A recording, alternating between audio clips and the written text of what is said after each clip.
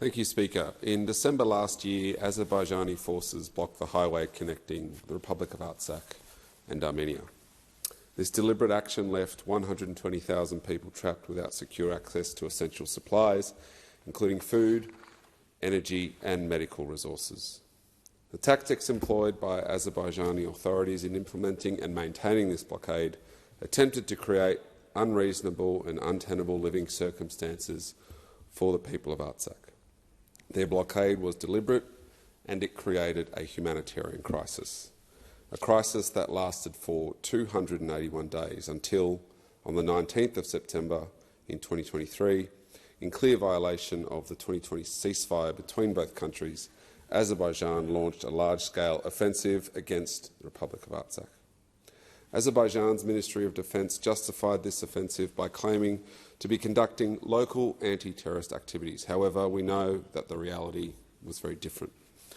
Azerbaijan claimed its operations were not targeting civilian positions.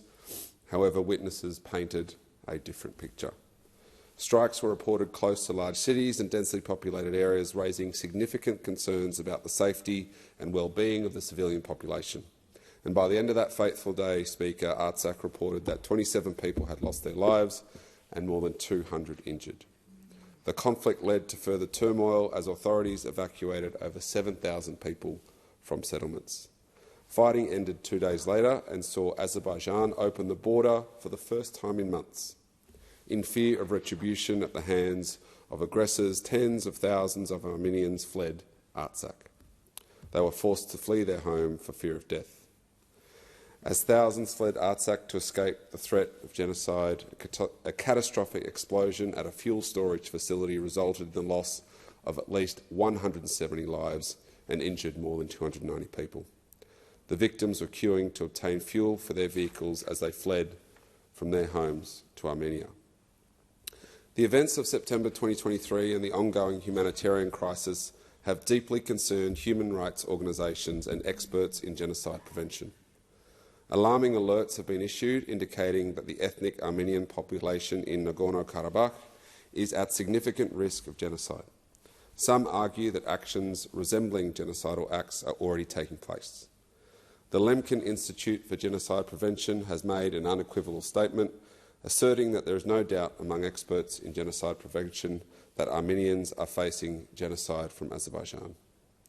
This assessment is not limited to a single organisation, but is shared by institutions such as Genocide Watch, the International Association of Genocide Scholars, and legal experts like former ICC Chief Prosecutor Luis Moreno Ocampo.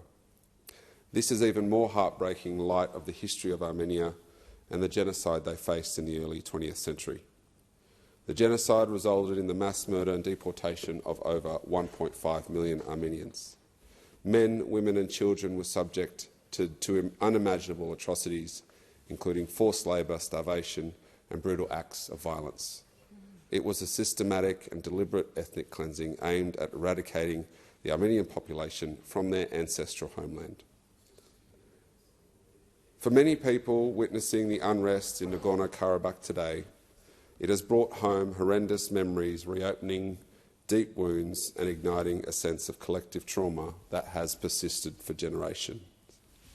This turmoil, coupled with the renewed violence, serves as a chilling reminder of the traumatic events of the past.